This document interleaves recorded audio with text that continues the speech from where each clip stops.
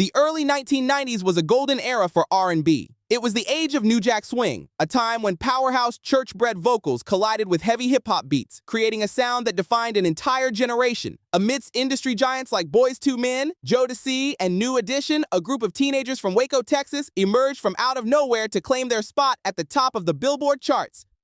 They were Hi-5, led by the undeniable, soulful tenor of Tony Thompson. Hi-5 had the raw talent, the look, and the backing of industry heavyweights. They gave us timeless, feel-good anthems like I Like the Way, The Kissing Game, and She's Playing Hard to Get. But behind the platinum plaques, the screaming fans, and the sold-out arenas lies one of the most heartbreaking stories in modern music history. A story of massive, meteoric success interrupted by unimaginable tragedy, shifting lineups, and profound loss. This is the true documented story of Hi-5.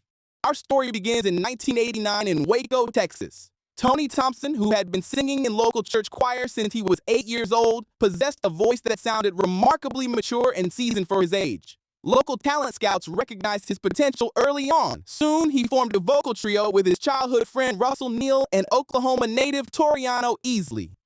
Realizing they needed a fuller sound and a stronger visual presence to compete in the crowded R&B landscape, they were joined by two more Waco natives, Marcus Sanders and Roderick Pooh Clark. With 5 members locked in, they officially became Hi-5. In late 1989, the young quintet caught the attention of Jive Records, but before their debut album could even hit the shelves, the group faced its first hurdle. Toriano Easley was forced to leave the group due to legal issues. Needing to keep their momentum, Bronx native Treston Irby was quickly brought in to complete the 5-member lineup. Despite the early turbulence, their self-titled debut album dropped in September 1990, and it changed their lives overnight. Produced in part by the legendary Teddy Riley, the architect of New Jack Swing, the album was an absolute smash. It perfectly blended youthful innocence with heavy, danceable production. The single, I Like the Way, The Kissing Game, became a massive cultural phenomenon. It skyrocketed to #1 on both the Billboard Hot 100 and the Hot R&B/hip-hop charts. Suddenly, these teenagers from Texas were global superstars. The album went multi-platinum, producing other major hits like I Just Can't Handle It and I Can't Wait Another Minute. Hi-5 had arrived, and they were poised to rule the decade. Look, if you live for this legendary era of music, you don't have to let the vibe stop. When this video ends, you need to keep the energy rolling 24/7. Pull out your phone or grab your TV remote right now, head straight over to the App Store or Google Play, and download the completely free RTRP radio app. We are broadcasting live on iOS, Android, and your television screen with non-stop commercial-free hits. We are talking classic and new school R&B, timeless soul, massive pop anthems, and heavy-hitting hip-hop classics. Stream it in your car, your house, or on the big screen. Don't wait. Go download the RTRP radio app and lock it in right now.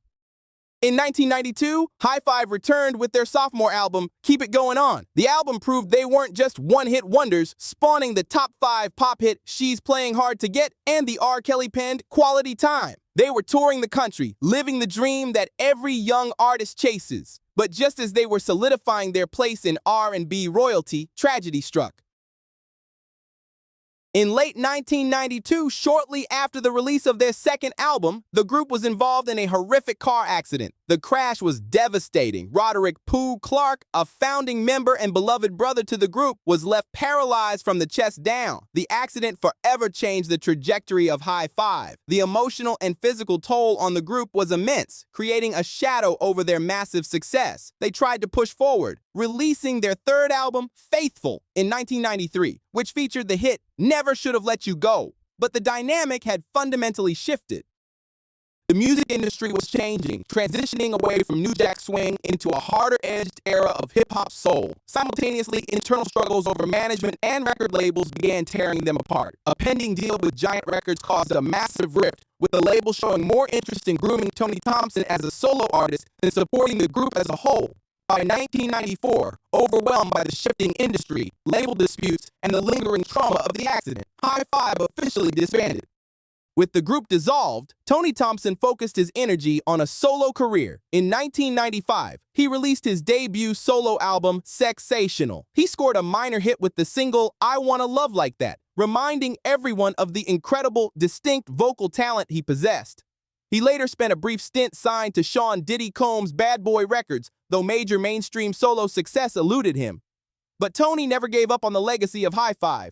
In 2005, taking matters into his own hands, he formed his own independent label, In Depth, and reformed the group with 4 new members, releasing an album titled The Return. He was determined to bring that signature 90s sound to a brand new generation of listeners. However, the darkest chapter of the Hi-5 story was yet to come. On June 1st, 2007, the music world received shocking news. Tony Thompson was found dead outside an apartment complex in his hometown of Waco, Texas. He was only 31 years old. The cause of death was determined to be accidental, resulting from inhaling freon gas from an air conditioning unit. The voice that had defined the soundtrack of so many childhoods was silenced far too soon. Tragically, the dark cloud surrounding the original members didn't end there. In 2014, Russell Neal made national headlines for a deeply disturbing crime, eventually being charged with the murder of his wife. And in 2022, the group and their fans mourned the loss of Roderick "Pooh" Clark, who passed away at the age of 49 after enduring 3 decades of severe complications stemming from the 1992 car accident. When we look back at Hi-5 today, it is impossible to ignore the profound tragedies that followed them. But their legacy is not just one of sorrow, it is one of undeniable musical brilliance. For a few glorious years in the early 90s, they created pure magic. They brought the sound of Waco, Texas to the global stage and gave us melodies that still fill dance floors, family reunions, and nostalgic playlists today. In recent years, surviving members Treston Irby and Marcus Sanders have worked diligently to keep the Hi-5 name alive, continuing to perform and honor the brothers they lost along the way. The story of Hi-5 is a stark reminder of the fragile nature of fame and of life itself. But as long as those opening chords of I Like the Way continue to make people smile, the voice of Tony Thompson and the original members of Hi-5 will live on forever.